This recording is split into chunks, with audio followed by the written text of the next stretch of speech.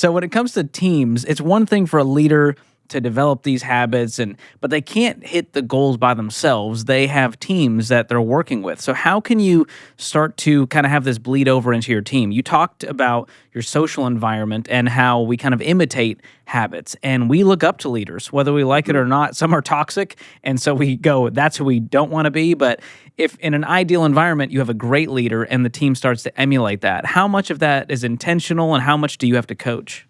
Yeah, emulate's a good word, because I do think that's a big part of it. Is you need to role model the behavior that you want to see. Like it or not, people are looking to you to set the tone. And so whatever they see is often what they mimic. It's very natural for people to do that. We often imitate the habits of the people who have what we hope to have in the future. We imitate the habits of people who are already successful, or the people who have the kind of lifestyle that we think we would like to have.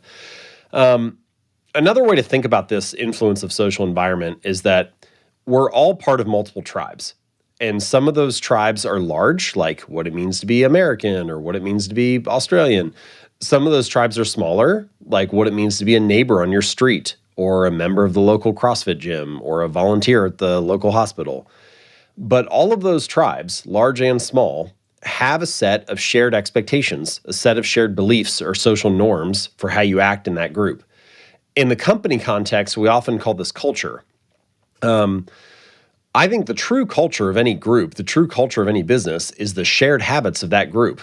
If it's not a habit, it's not actually part of your culture. It's just like a slogan you came up with at the offsite one time, or something that's like on the wall in the office, but not actually something people follow. So as best as possible, I think this is the punchline, you want to join groups where your desired behavior is the normal behavior. Because if it's normal in that group, it's going to be very motivating for you to stick to it. We perform habits for multiple reasons. Sometimes we perform habits because of the results that they'll get us, but we don't only do it for that reason. We also perform habits because of what they signal to the people around us. So it's kind of like, hey, I get it. I fit in. I understand how you belong here. Like people will join a CrossFit gym and think that they go to like get in shape, and then 6 months later, they're all eating paleo and wearing the same brand of knee sleeves and buying the same workout shoes. And like they weren't trying to do any of those habits when they started. They just soaked it up as being part of that group. Now, if you're thinking about this through the lens of a leader, I think sometimes the groups that you want are ready-made, like that pocket's already there for you, and you just need to either get into it yourself, or you need to get your people into those groups and they can kind of rise together.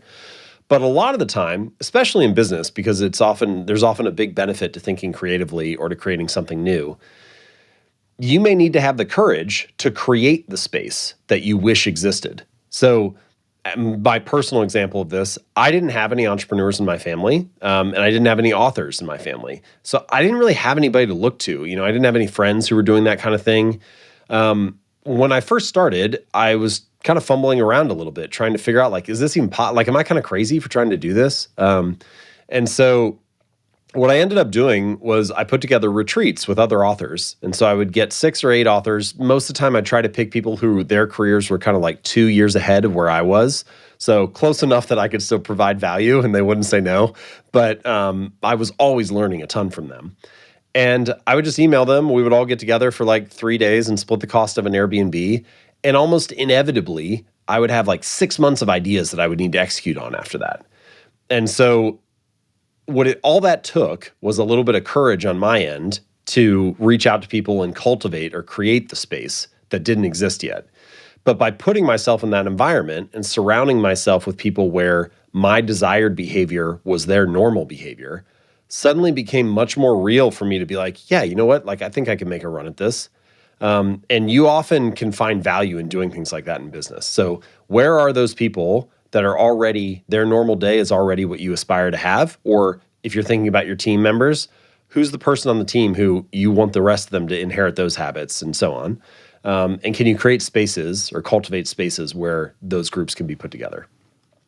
That's huge, especially with how much isolation so many of our leaders are feeling right now.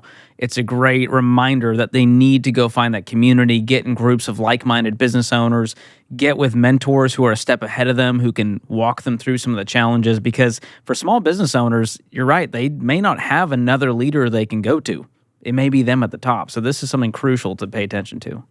Yeah, entrepreneurship is tough. It can be a lonely journey. And so having a group like that, again, these were retreats that I put together maybe twice a year, sometimes once a year. So it's not like I'm seeing these people every day, but it still had immense value for me just to do it a couple of times. I know small business owners like myself, very busy, right? Like you're trying to wear a bunch of different hats and got to keep the business running, and there's all kinds of things tugging at your time. So it may not be the kind of thing that, you see them every Friday or something, but it can still be really valuable, even if it only happens every now and then.